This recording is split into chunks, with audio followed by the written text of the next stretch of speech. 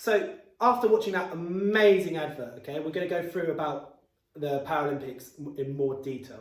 So we've got a bit of a small PowerPoint, okay. Just on the top of that, I've been lucky enough to play some of disabled sport when I was at university to see and teach it. And I must say that blind football is impossibly hard. So anyone who plays that has got my utmost respect. So let's start with this. The Paralympics. The Paralympics are an international sporting competition for athletes who have physical difficulties and or learning difficulties.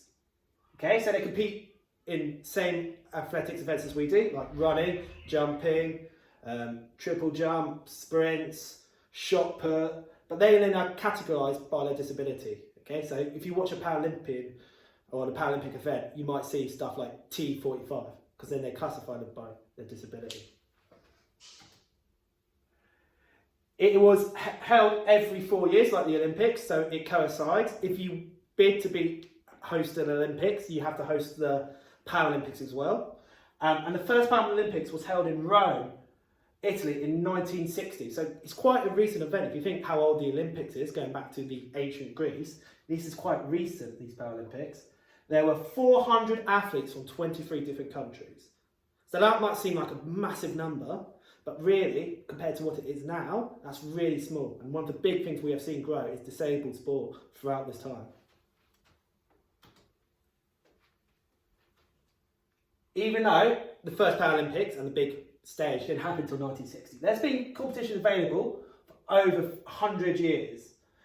There was clubs specifically set up for deaf people in Germany in 1888. So really long. So people have always been competitive and showing off their sporting ability. And I think that Deaf Club is one of the first ones to be used for specifically people with disabilities. The Games began as a way to help soldiers who are being injured in the Second World War. Doctors realised that their patients recovered faster if they had something to work for or something to inspire them. As part of the 1948 Olympic Games in London, 16 injured soldiers took part in an archery competition as part of their recovery. In 1952, they competed against Dutch soldiers, and their idea just grew and grew from there. And one of the birthplaces of the Paralympics is actually really quite close to here. It's in Stoke Mandeville Hospital in England. So that's why in 2012, one of the mascots was actually called Mandeville, because for the Paralympics.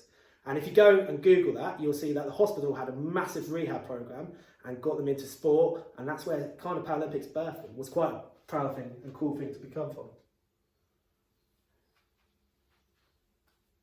So like I said earlier, most of the Olympics have taken place, and nowadays you have to bid for the Olympics, you have to bid for the Paralympics as well. And in 1976, the first ever Winter Paralympics were held in Sweden, and they were also held every 4 years. And I can imagine that is just incredibly hard to do. I can't ski normally, let alone if I had to overcome what these guys are. They are amazing athletes. To begin with, only athletes who have been injured were allowed to compete, but the Paralympics welcome all athletes who are competing with a form of impairment. Cool, so obviously going back to the 1960s, a lot of those people might have been unfortunately injured during work, or a lot might have been injured during the Second World War, and that's where it started, because obviously got to give them a sporting outlet to do. But now, anyone who has an impairment can go right. So we've got archery there, so, we've got archery, we've got football, and we've got blade running, okay, or running, but they've got blades on. And these guys are really quick. They're incredibly quick. They're quicker than me by a comfortable distance. They are super quick, these guys. And there's talk of some Paralympic athletes eventually, if they're quick enough on these, to compete against people who have been lucky enough to be able enough. So that'd be quite cool. I'd be quite interested to see that. So we're going back one Olympic cycle. So this was held in the 17th, 18th, and we're quite lucky that Great Britain is really quite good at the Paralympics, and we put a lot of our lottery funding into it. We have a massive push for it. There's people like Ellie Simmons who swims, and loads of different athletes who are really, really done well as well. So, And, canoe and triathlon will feature at the Paralympics for the first time. So that's really cool that they're introducing new sports. Just like the Olympics, every 4 years or so, a new sport gets added. So does the Paralympics. So canoeing and triathlon will be part of it in 2016. And that's how many people. Remember, it was 400 athletes to start with. Now 4,500 athletes from more than 160 will travel to Rio to compete in 528 medal events in 22 different sports. And as you can see, the Paralympics has been growing over and over again. Okay, so that was just a little bit on the Paralympics. Next week we will talk a bit more about history of sport and different sporting histories. Now we're going to go to part 2, where I'm going to talk to you guys about the endurance events for the Berkshire School Games. Okay? Right, I'll see you in part 2. Right, welcome to part 2 of today's assembly, and this is going to be our physical challenge. So on Monday I sent out the Berkshire Schools Games, and this week is on endurance. Today I've got my 2 sport leaders, Zaina and George, and they're going to help me show the races. So the idea of the Berkshire School Games, guys, is going to be a virtual endurance race. So there's 2 stages. There's a key stage 1 and there's a key stage 2. George is now going to demonstrate the key stage 1 while I'll count and see how fast he goes. I will give you 10 house points if you can beat George's time. Okay? Right, Zaina, should we step over it? Okay, right. I'll make it easy. Now, ready? George, ready? I'll just call out the events as well. Ready? 3, 2, 1. 10 star jumps.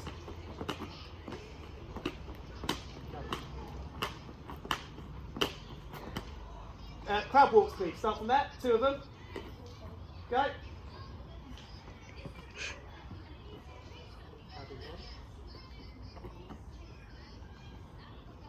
10 hops on one leg.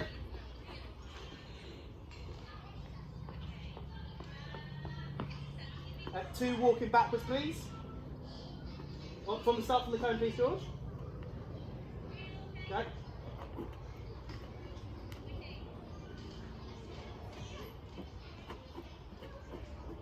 10 sumo squats. Down. Good.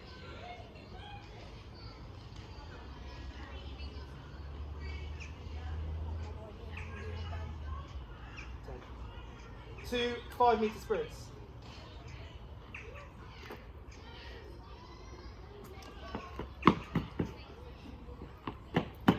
Good. Okay, well done. So that is George. What was his time, Zaina? 47 seconds is the time to beat. Okay? Right, we're going to go to the key stage 2 one. Right, so now we're going to do our key stage 2 race. So George did the key stage 1. Zaina's going to be key stage 2. George is going to count for me, okay? Remember, 10 house points if you beat Zaina's score. Ready? So complete 10 sumo squats. Go.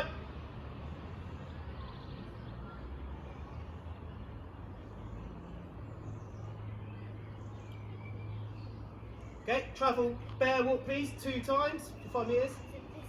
Yeah.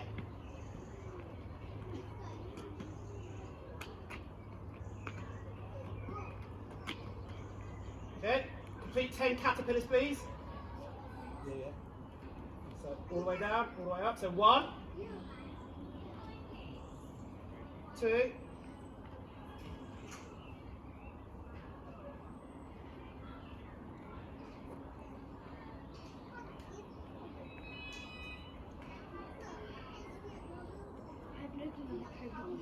6, done.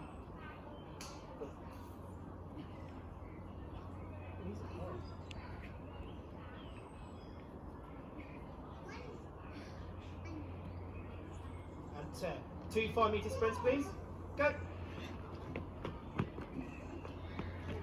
Good. 10 burpees, please.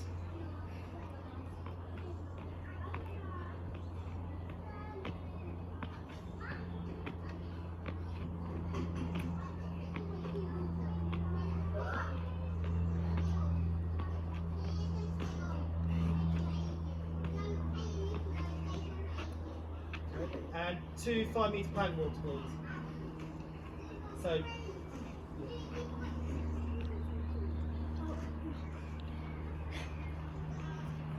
good. And another one, please.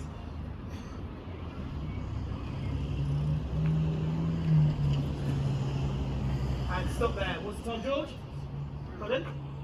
96, okay? So Zaina took 96 seconds to do the Key Stage 2 race, okay? So scores were, George, you got 47, Zaina 96. 10 house points if you can beat my sport leaders. To challenge yourself more, guys, you can increase the distance of the cones, or you can repeat any activity. Try to do the race 3 times and send me in your best times. Well done, and have a great rest of the week.